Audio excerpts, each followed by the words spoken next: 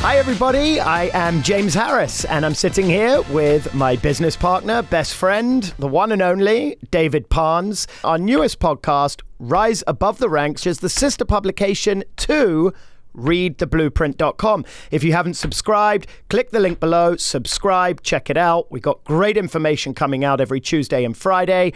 And today we're going to be talking about how to break into the luxury market. This is something Dave and I did 10 years ago with no experience, no contacts in our phone book, and we wanted to just sit, shoot the shit, and pass on some of that knowledge and information to you guys. So let's get started and let's get right into it. Dave, tell us, how did we break into the luxury market? That was pretty good, Jim. You got it in one. Thank you so much. One take. Very impressive. How do we break into the luxury market? Thing is with us, it's like, if you remember, we didn't actually know what we were doing, right? We still don't. Well, I mean, yeah, comparatively, we don't. No, we do actually. But at the beginning, it was like, we were what they called us, transplants, right? In our case, it was London over to LA, and we didn't know our way around. So it wasn't, listen, I think about it, it's like, where we are now is kind of, I don't know if we knew we would be where we are now, but what we had working against us is that we literally didn't know our way around. It wasn't like we're going to be realtors in London where we know people and we know our way around and we know the real estate, right? But you think that was what we had working against us? I feel like that's what we had working for us. Like, we didn't know anything, so we just went for it. I mean, that's one way of looking at it, except when I had a client in the back of the car with your mum, actually. I had that Audi. Do you remember? It was that long wheelbase Audi that I drive myself around in, or, you know, sometimes a client. And they were literally sitting in the back of the car, and he was showing me and your mum. I don't know why your mum was with me, to be honest with you. Why was your mum with me? Who the hell knows? So random, right? You weren't, actually. I don't know where you were. So we were driving around Bel Air, and he was like directing me, because I was driving the car, to all of his development sites. And it's probably like, what was it? It was Fairing, it was Alessandro, it was Fairing, Angelo, Siena, Perugia. Do you remember? I do, yeah. And he was just directing me, and I was trying to pretend I knew my way around. It reminds me of that Backstreet story. You can share that afterwards. And I was like, I don't know my way around. And eventually he said, you don't really know your way around to Bel Air, do you? And I was thinking, it's not just Bel Air I don't know my way around. I don't know my way around LA. So it's kind of crazy though, but we winged it, right? Yeah. We just had to do what we had to do. But I always maintain, it's like we always went for the high end. We never like, oh, let's just go for the $500,000. Not that we're snobs, well, maybe a little bit, but we were like, if we're going to do it, let's do it. Look, we always knew we wanted to break into the luxury market, didn't we? I mean, when we set up our website, we were like, we're going for luxury, we're going for high end. I feel like you and I always had this in common, that it was like, if I can sell a $1 million property, I can sell a $20 million property. And we recognized early on the only thing that would change was the paycheck.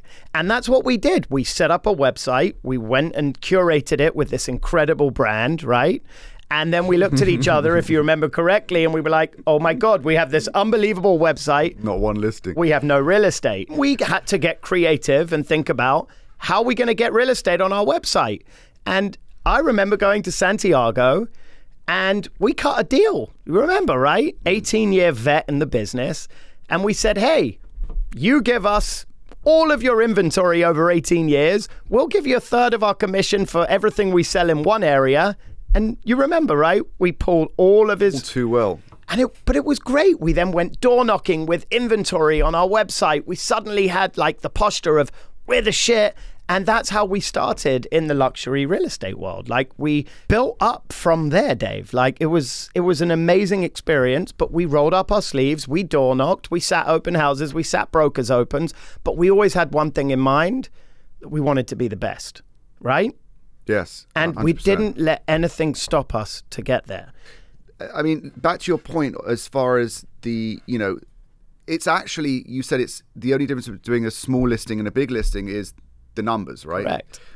It's actually in many ways you can quote me in saying this, it's actually in many ways easier to do a bigger listing than a small listing, because the chances are you could be dealing with a developer or a very in-tune businessman or woman that isn't emotional, that is straightforward. It's like, okay, let's do it. Some of the biggest deals we've done have actually been very straightforward. What do you think was, like, for us, the actual turning point of when we broke into the luxury market, right? Was it selling our first deal, or was it the fact that we really had no fear when we went out and started door knocking? Or was it the fact that we knew nothing and we just went for it? Or was it our brand? What was it in your opinion? I'm actually really when we had nothing to lose, we had everything to gain. Yeah, when you have nothing to lose, it's literally the best situation ever. Because and no new agent has anything to lose. That's the point. Yeah. So it's like, what are you scared of? What are you going to lose? You can't get any like lower than you are right now in business, right? And we had nothing. So for us to play rock, by the way, we used to play rock, scissors, paper, right? And whoever lost rock, scissors, paper would actually go to the door.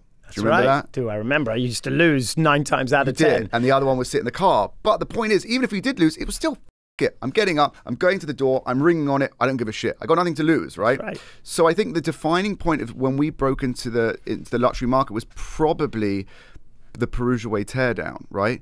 The tip-off that we got for a door knock at 675 Perugia Way. And we went and door knocked it. And then they said they were going to market, right? So we couldn't get the listing. They said, we're going to market. But when we really had the buyer for it, and then we brought the buyer in, they did the deal. And then from that, we got a call from Gene Leone. What a character. Gene, if you're watching, I actually owe him a phone call. What a character. So he called, he goes, holy smokes. And he lived on Stone Canyon where the Bel Air Hotel was. He goes, did you just sell that teardown for $6.5 million? We're like, yes. Yep. He goes, do you think you could do the same for me? Oh, yes, we can. We always a yes, right? Because why the f not? And we got him 6.35 million. I remember Rochelle Mays sent the offer for her clients while I was sitting in Bow at that time. This is how significant these moments are. Like that was, what was that, in like 2013, right? Yep. So that's 9 years ago. Remember, and it was like, our clients will close on this deal. And it was like, another teardown. We sold that, right? And then I think it just went from there. I'm just trying to think of one of our bigger deals that we did.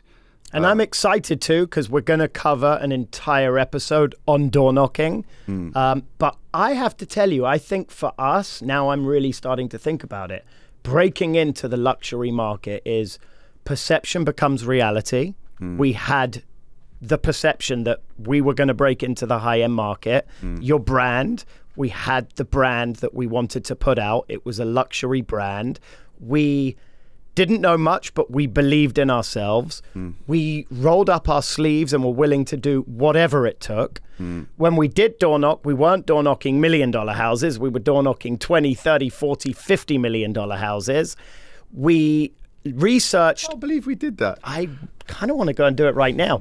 We researched every high-end agent in our business. We learned what they did inside out, back to front, and then we went and did it ourselves in our own way.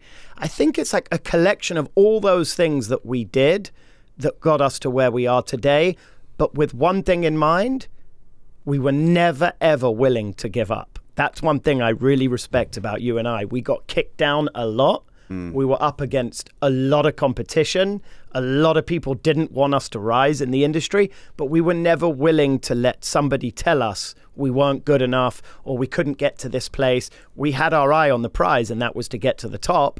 And that's what we're still going to continue to do. But I think it's all of those things mixed up into one, and the self-belief that we could do it. And we went out and we're still doing it. But that's kind of, to me, what it was as far as how we did it. Yeah, do you agree? I do. I think, yes, 100%. I just think adding on from that, we're not reinventing the wheel. Nope. There are realtors. Like you said, we looked up to the top agents like Chris Cortazzo. I remember you pulled up his MLS. Yep. I was like, is that one person? I thought it was a mistake. Yeah, that had 60 listings or something. Yep. And like sale. It was like, no, yeah. I remember you pulled it up. I remember. Like, that just didn't make sense, right? And then you look at the Jade Mills, Kurt Rappaport, Mauricio Umansky's, Drew Fenson's, and you see they did it. They've done it, and they continue to do it. And for us, it was just, if they can do it, we can do it. And the only reason why we can't do it is if we do give up, which we're not going to give up, if we do something wrong, which we can learn from our mistakes, so that's fine, or if we don't stay in our lane and we do something really unethical, which we're not going to do. So just that alone, and thank you for everyone for paving the way. I think that's what we're trying to give back now, right? We had those people to look up to that paved the way for us, but we had to do it through research. We had to look at their stats, look at this. I guess what we're trying to do here is provide to newer agents firsthand how we did it, because that's exactly what I would have wanted to know at the time. 1,000,000%. Hence the blueprint, right? We're just trying to provide a blueprint for the readers that are getting into the business. And hey, maybe you're not going to do it the same way we did it, but this is what we did. This is how we did it. And by the way, out of a 1 month read of our newsletter, you may pick up on one thing or two things that resonate with you, but hey, that might make you a better agent, or it might make you a better salesperson. And that's the whole idea, is giving back, right?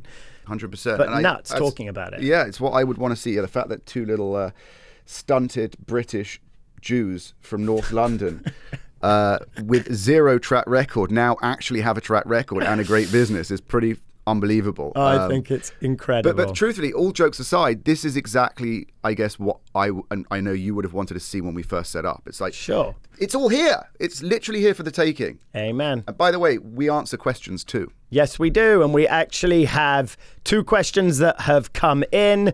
The first from Jeff. Jeff, thank you for your question. I'm going to ask Dave this question. Dave, how do you go about off-market listings? Off-market listings is all about calling your database. It's rolling your sleeves up, it's dialing, and it's smiling. And it's basically reaching those people direct and selling them. When you get them on the phone, that is your chance to get them through the door. Yep. You get them through the door, that's your chance to get the deal done. That's right. Smile and dial. Something we learned very early on. Too early. Get down and dirty, and don't be willing to get lazy. Okay, we got one last question before the end of the segment from Amy. This is an interesting question. You're stuck on an island. What is one album you are listening to? Oh, I know mine. Well, am I on my own on the island? Sounds like a headache being with the wife, doesn't it? Stuck. Well, no, it's not that. It just, if I was with my wife, it wouldn't be my choice. Okay, that's true. It would be her choice. All right, you're on your own. You're on an island. What album are you listening to? Do I have drugs? Oh, my God. No. We've got to set the scene. No, just okay, so sober Dave. Then that classifies a different type of music. Phil Collins. Done. Kendrick Lamar. And that brings us to the end of our episode about breaking into the luxury market. Hope you've enjoyed. Hope you picked up some good tips. If you have any questions, please feel free to email hello@readtheblueprint.com. Subscribe, enjoy the newsletter, and each week we're going to be coming back to you with a new topic. Listen, enjoy. See you soon.